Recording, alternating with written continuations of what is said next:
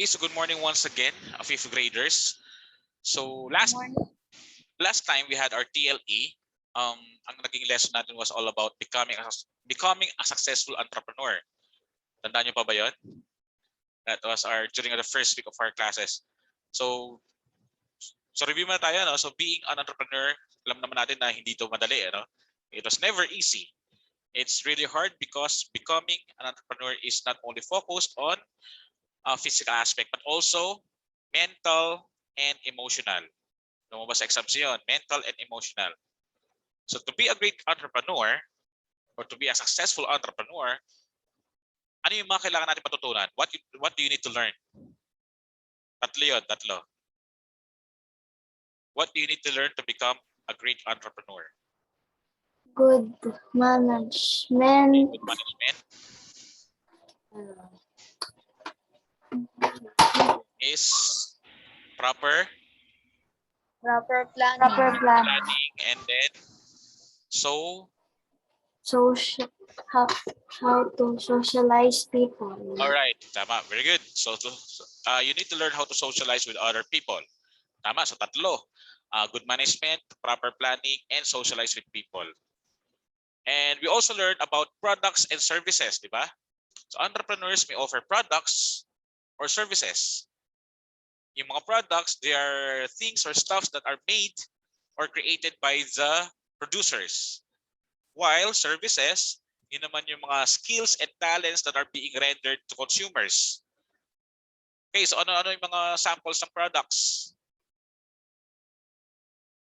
Gadgets? Yung mga nakikita sa supermarket? Foods? Clothes? Tama, ano rin yun? Wala yung mag-intindi ng gagawin. Marami yata nga. Mami, sasama ako pa. Okay, pamute mo na Hermione. Narinig ko sa Trina. Kasi mami narinig ko dyan.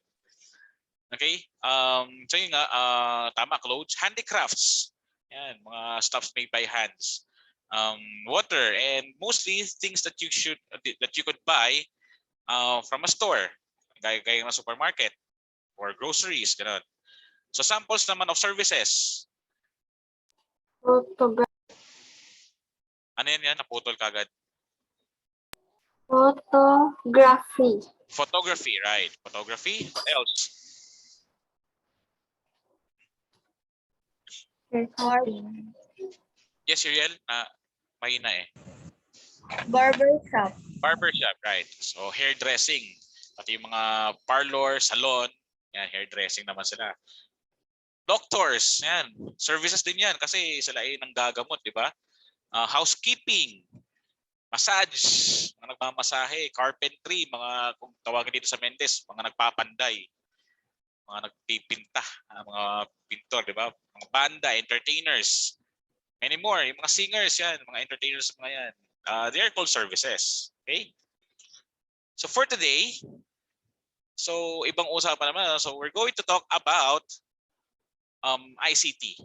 Okay? So as you can see in the picture, anong ginagawa ng ano? What can you say about the picture that you can see? Nag-aaral. Nag-aaral? Okay, tama. Using what? Laptop. Using the laptop, right? So actually the laptop is a part of ICT. ICT kasi tawag diyan, ano? Sa tingin niyo gaano ka-importante ang ICT sa pag-aaral? Malaking tulong ba 'yan para makapag-research ka, ganun, makapag-gather ng information? Is it a big help, the laptop? Yes or no? Yes. Yes. Okay. Actually, ICT in education, okay, when it comes to education, it improves engagement and knowledge retention. Ano? So when ICT is integrated into lessons, students like you, mga fifth graders, become more engaged with your work. Makita nyo naman, no? Yung left hand nasa laptop, nasa keyboard ng laptop, habang yung isang kamay naman may hawak na pencil. So as you can see, he's truly engaged. Tutok na tutok siya eh. So this is because technology provides different opportunities. Yeah? Different opportunities to make it more fun and enjoyable in terms of teaching the same things in different ways. Okay, but before we continue, okay, let me ask you again a question. What do you mean by ICT? Ano ang ibig sabihin ng ICT?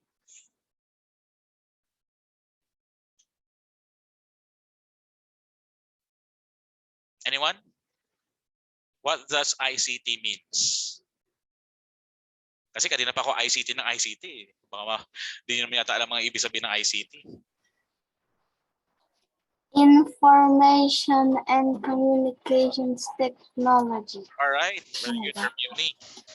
So ICT stands for, yung mismong ICT stands for Information and Communications Technology. So some folks read it as technology. Pero okay lang kahit technology. We're Filipinos, kaya technology is also considered. So ICT is the technology used for communication. Okay? For me, the term ICT simplified means any technology that has to do with information and communication. Kahit anong klase pa ng technology yan, basta may kinalaman sa information and communication, it's called ICT. Okay, ganun yun. Okay, so information come in many forms, such as sounds, video, text, and images. So when you think of technology, when you think of technology, it is available that produces these aspects of information and sometimes a combination of these. So we refer to such technology as DVD player. Yan. Yan, nagbibigay information yung technology. Television. It also nakikipag-communicate ng television sa atin, and at the same time it gives information.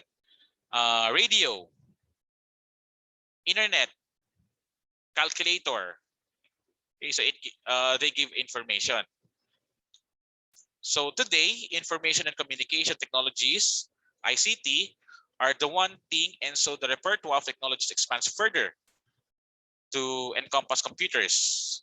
And of course, computer-related products like, let's say, email. So it is used for communication, yung email. MMS. Pag sinabi MMS, ito yung text message.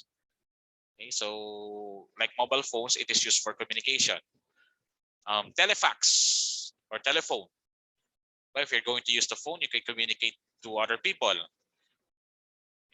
And you can even send a fax, mga fax documents. And video calls, gaya ng ginagawa ngayon, we're doing a video conference. And other forms of communication. Okay, so today, we do not need to go further. No? Hindi tayo kailangan lumayo sa ating mga bahay and even our room to see some form of ICT in our lives. Whether it to be a computer, yan, or plasma TV, nasa bahay lang yan, di ba? Or mobile phone. Ano ba? And all strive for our dream, di ba? The dreams of a connected life. So in-introduce ko lang naman sa inyo kung ICT. So that's it for the meaning of ICT. So any question about ICT? Introduction pa lang yan. Wala pa tayo sa mismong lesson proper natin. Any question about the ICT? Information and Communications Technology.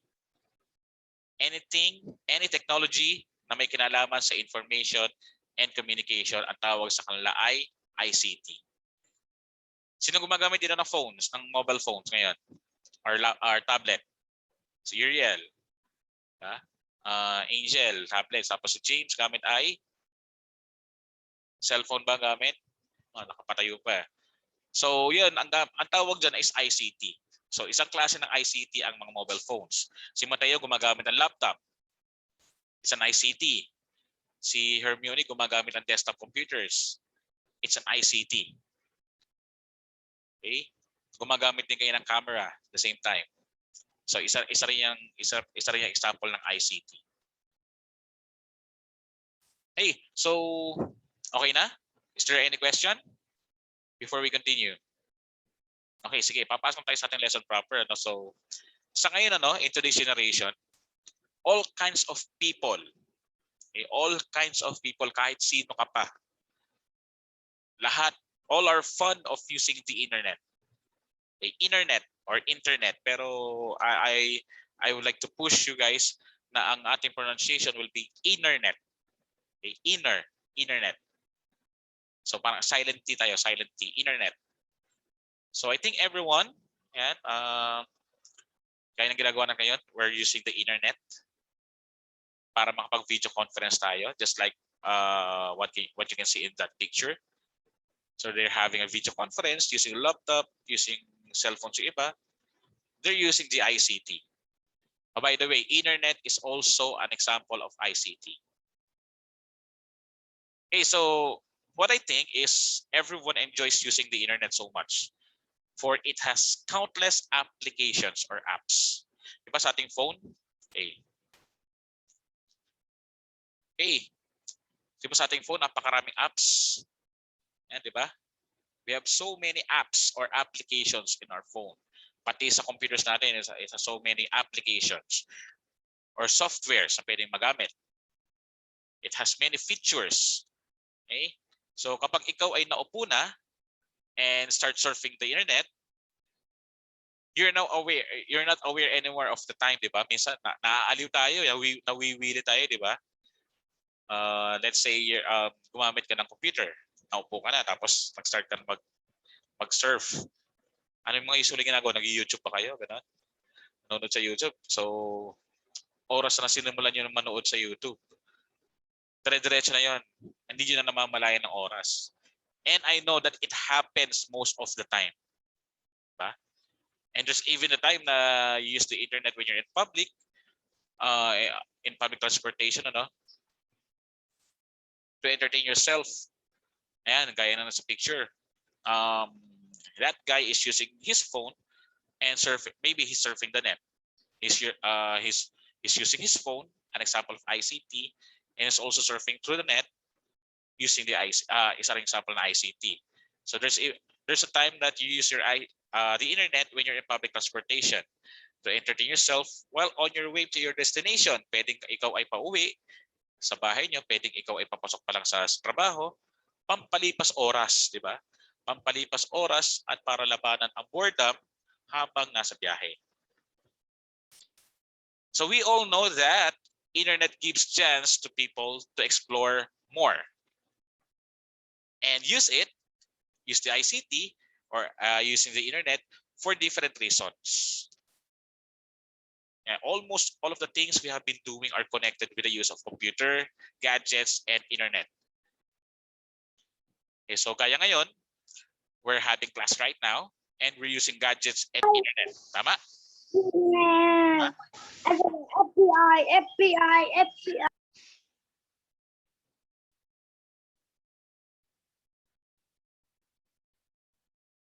Okay. Sana next time din mangyayari kasi nai-interrupt ang class natin. Okay, so the use of technology rises continuously. Dire-diretso lang ang pag-asenso ng ating technology, The question is, okay, are you sure that you are using the computer and internet safely? Nakakasiguro ka ba na ikaw ay ligtas habang ginagamit mo ang computer and internet? So ngayon, ang paggamit ng internet ay walang limitations. Nakakasiguro ba tayo na walang problema tayong kakaharapin sa tuwing gagamitin natin to? Every time we're using the ICT, computer together with the internet. Okay, so ICT is a kind of technology where users search for information and communicate through the use of computer and internet. Laging kombinasyon yan . So once you're using computer, once you're using the internet, you're also using the computer at the same time. Diba?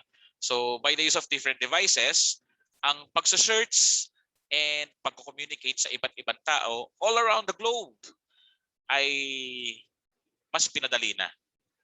Compare kasi before, ang communication talaga napakahirap. Ang communication before, magsusulat ka ng you're going to write on the paper, alam mo, yellow pad, then isesend mo pa, ipapadala mo through the courier. Siguro it will take a month bago makarating sa yung sa kanyang pupuntahan.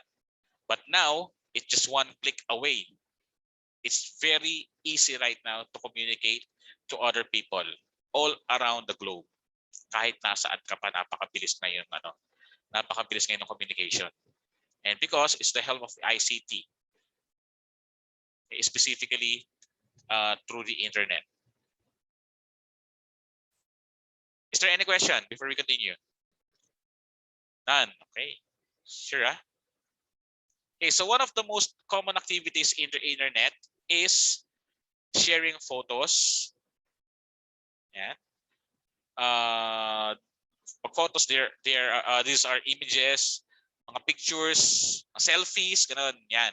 Ito yung mga JPEG files, bitmaps, PNG files, GIFs, yan, ganun. Next ay videos. So pagka videos naman, ito yung mga clips, mga video clips, movies, mga nanonood tayo ng mga movies, TikToks, yan. TikToks are a sample of videos.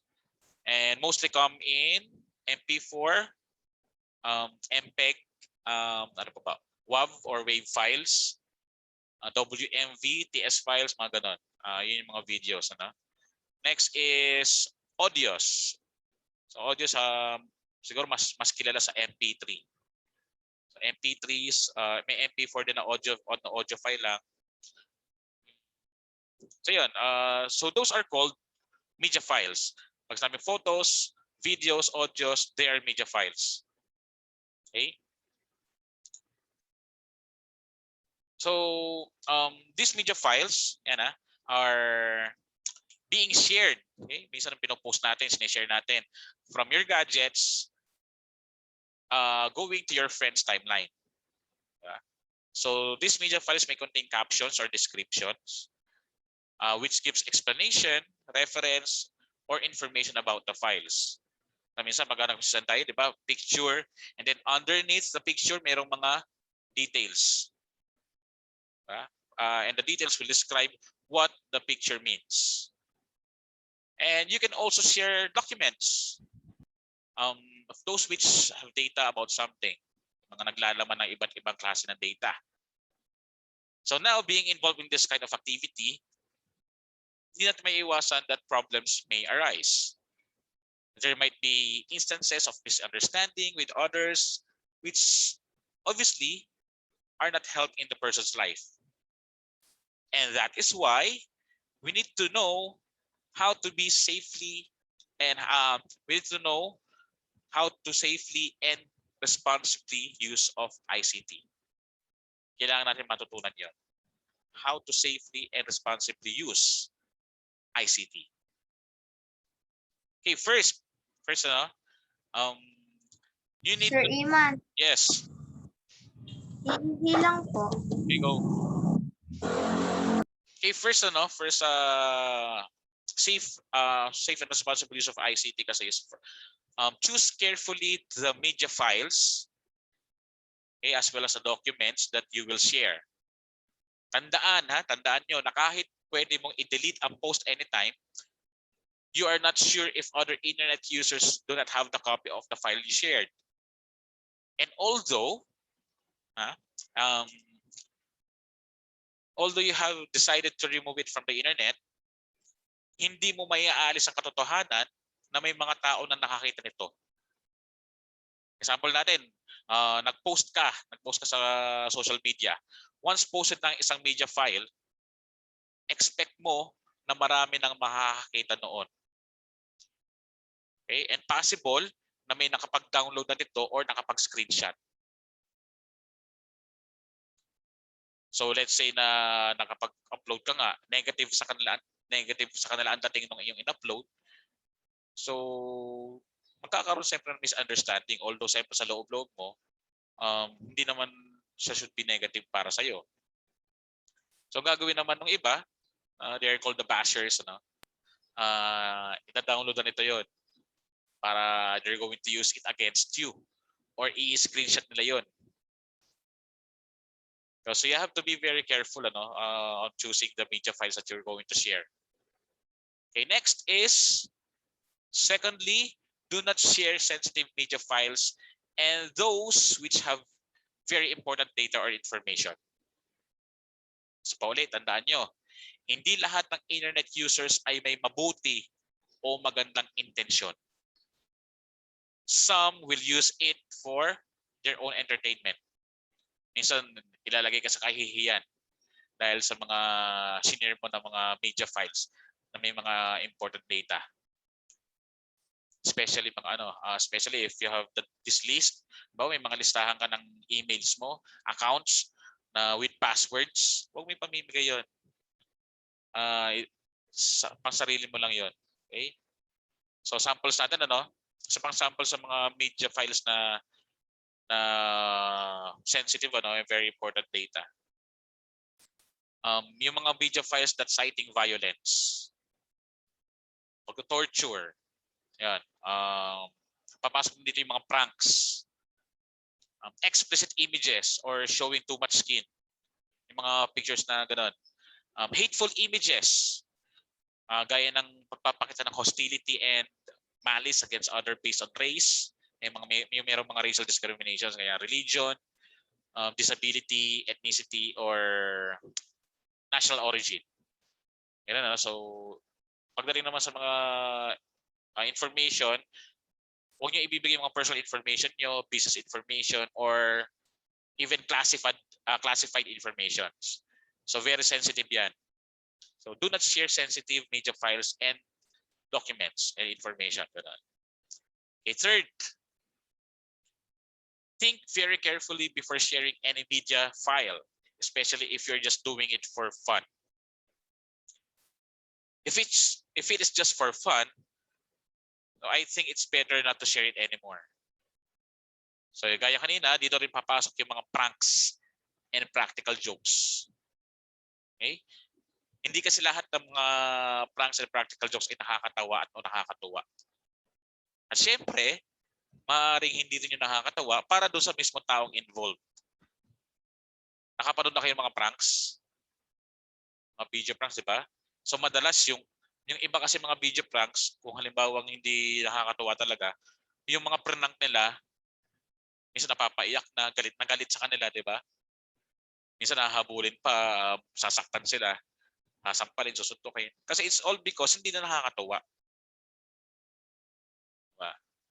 So think very carefully before sharing any media file. Lalong-lalo na if it is just for fun. Kasi hindi naman lahat ay matutuwa doon sa iyong i-share. So some will justify it, some will not. Okay, next.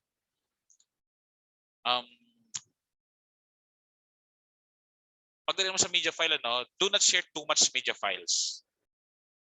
Pag masyadong marami, i-limit mo lang yung sarili mo. So siyempre, sharing brings entertainment and enjoyment. Totoo naman eh.